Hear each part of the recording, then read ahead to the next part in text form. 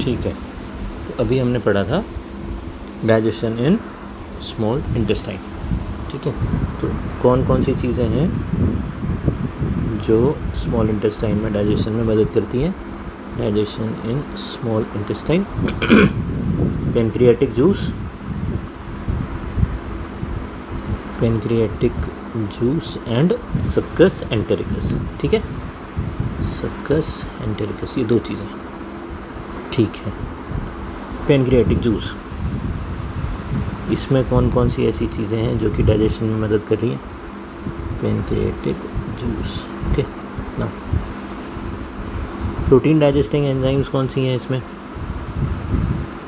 Proteolytic enzymes भी कह सकते हैं इन्हें हम, प्रोटियोलाइटिक एंजाइम्स और protein digesting enzymes. Trypsin, then there is chymotrypsin,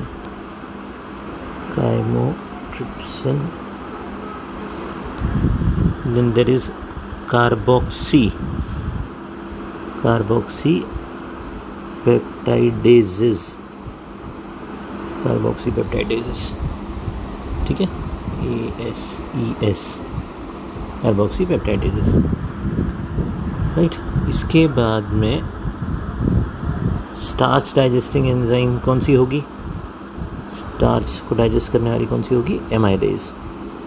starch digesting तो हम क्या बोल देंगे, पेनक्रियाटिक एमाइलेज। ठीक, लिपिड को डाइजेस्ट करने वाली कौन सी होगी, lipase, lipid digesting pancreatic lipase. यहाँ पे इसका नाम दे दिया जाता है स्टेप्सिन। ठीक है, इसके अलावा nucleases, nucleic acid DNA RNA, nucleic acid digesting, ये हो जाएंगी न्यूक्लिएजेस, ये भी यहाँ पे होती हैं। हम जो चीज़ें खाते हैं, जैसे आपने आलू खाया, पोटैटो खाया, राइस, बहुत सारी ऐसी चीज़ें जिनमें सेल्स होते हैं। ठीक है, तो ये जो चीज़ें हैं जिनमें सेल्स हैं, अब ऑब्वियसली अगर सेल है तो सेल के अंदर DNA होगा और RNA भी होगा, तो उससे भी डाइजेस्ट कर दिया जाता है। अब आप एक चीज़ अगर देखो, प्रोटीन डाइजेस्ट करने के लिए, कार्बोहाइड्रेट डाइजेस्ट करने के लिए, फैट डाइजेस्ट करने के लिए, न्यूक्लिक एसिड डाइजेस्ट करने के लिए, सारी चीज़ों को डाइजेस्ट करने के लिए पेनक्रियाटिक जूस में एंजाइम्स हैं। ठीक है, hence pancreatic juice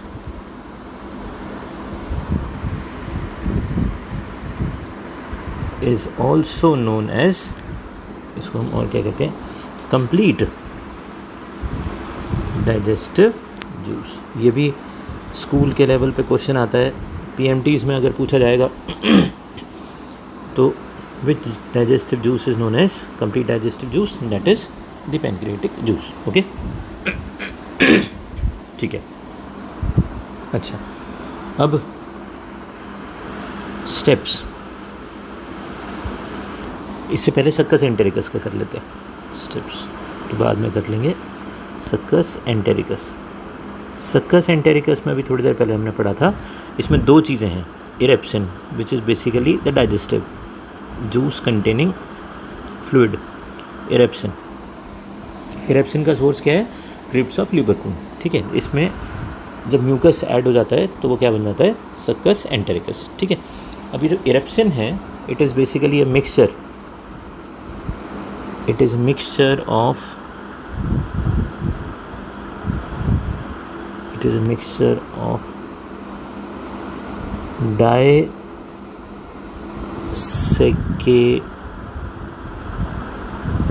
disaccharidases and amino peptidases. इसमें दो चीज़ें हैं, डाइसैकेराइडेजेस और अमाइनो पेप्टाइडेजेस। ठीक है, अभी समझाते हैं ये होती क्या है। जो शुगर्स हैं, किचन में जो शुगर होती है, kitchen sugar, that is sucrose. आपने शायद जूनियर क्लासेस में पढ़ा होगा, तो दैट इज सुक्रोज। ठीक है, तो sucrose is a disaccharide. Sucrose basically, sucrose is made up of two things. One is the glucose molecule and the other one is fructose. ठीक है, तो ग्लूकोज और फ्रक्टोज मिलकर क्या बनाते हैं? सुक्रोज। ये एक शुगर का मॉलिक्यूल है, ये एक शुगर का मॉलिक्यूल है, तो इसमें दो शुगर के मॉलिक्यूल्स हो गए, तो इसको हम क्या बोल देंगे? डाइसैकेराइड। ठीक है, ये अकेला ही है, तो ये क्या है? These are monosaccharides. ठीक है, तो ये क्या है? डाइसैकेराइड। ये दोनों क्या हैं?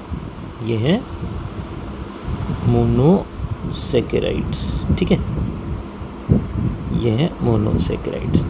तो जो मोनोसैकेराइड्स हैं वो मिलकर क्या बना रहे हैं? डाइसैकेराइड। तो जब डाइजेशन होगा तो क्या होगा? सुक्रोज अब टूटेगा, और सुक्रोज जब टूटेगा तो वो क्या बनाएगा? ग्लूकोज और फ्रक्टोज। ठीक है, डाइजेशन के टाइम ही हो जाएगा। अच्छा, अमाइनो पेप्टाइडेज देखो, जब प्रोटीन का डाइजेशन होता है, let us talk about the protein digestion, right.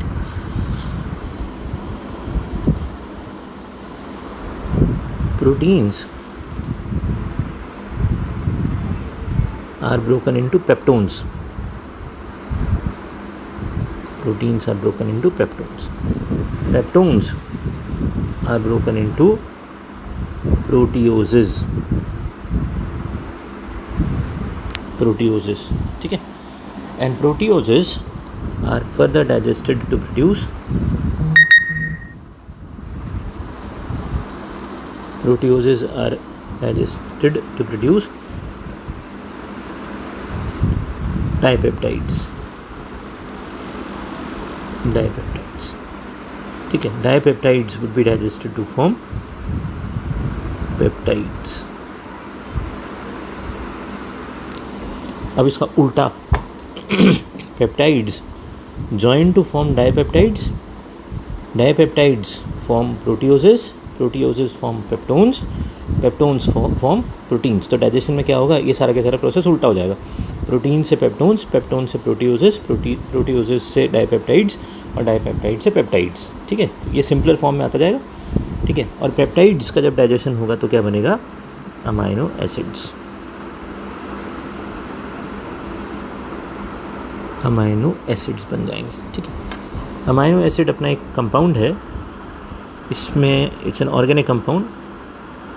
इसमें कार्बन की चेन को हम R से डिनोट कर लेते हैं। इसमें एक एसिमेट्रिकल कार्बन है, ये एक कार्बन है, इस कार्बन के एक तरफ COOH कार्बोक्सिलिक एसिड ग्रुप लगा हुआ है, COH ग्रुप लगा हुआ है, इसको पूरे को हम एक ग्रुप पढ़ते हैं।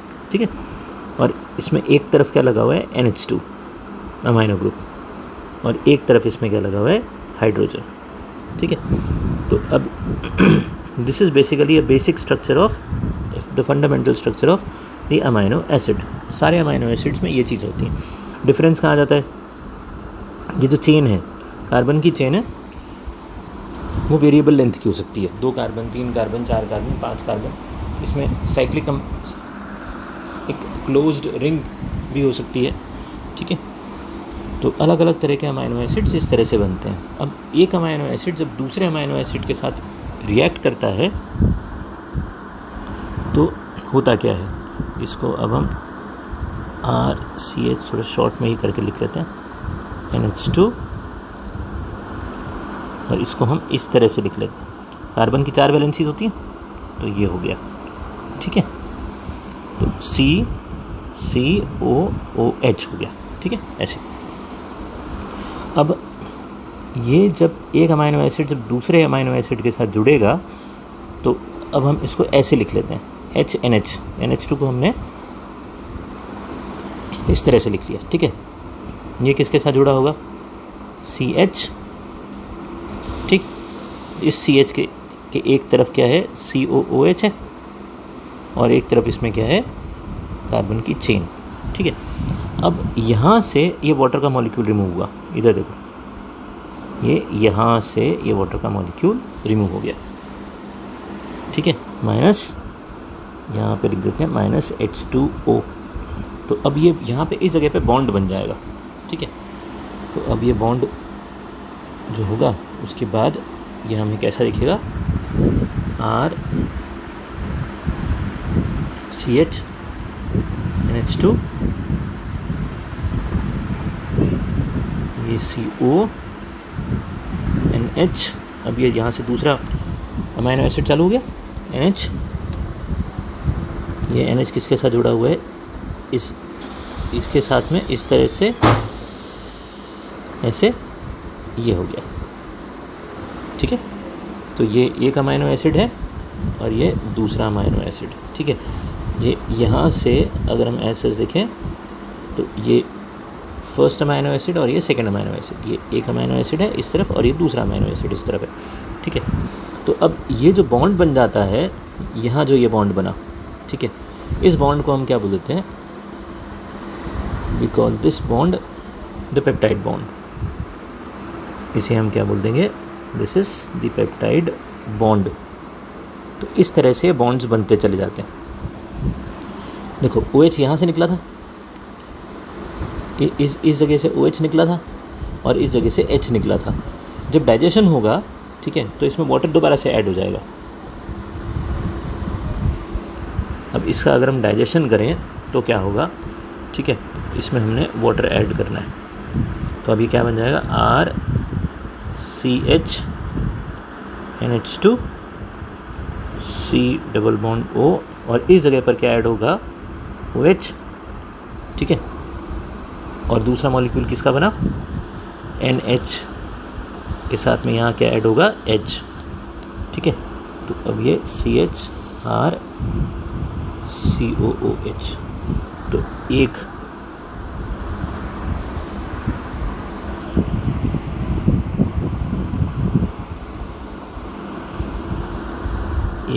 ये वाला अमाइनो एसिड आपको दोबारा मिल गया।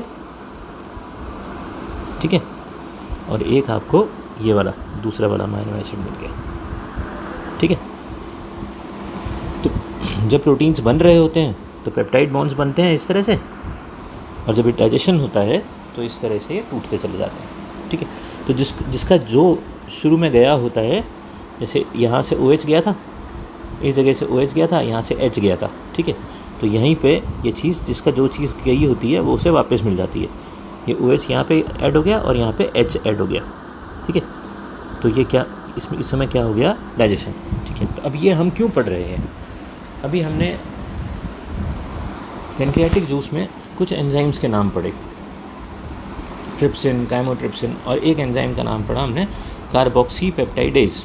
ठीक है, और इसी तरह से इरेप्सिन में हमने क्या पढ़ा, डाइसैकेराइडेजेस और इरेप्सिन, वो डाइसैकेराइडेजेस और अमाइनोपेप्टाइडेजेस। ठीक है, तो अब ये समझने की कोशिश कर रहे हैं कि ये डाइसैकेराइडेजेस, अमाइनोपेप्टाइडेजेस और कार्बोक्सी पेप्टाइडेजेस ये हैं क्या।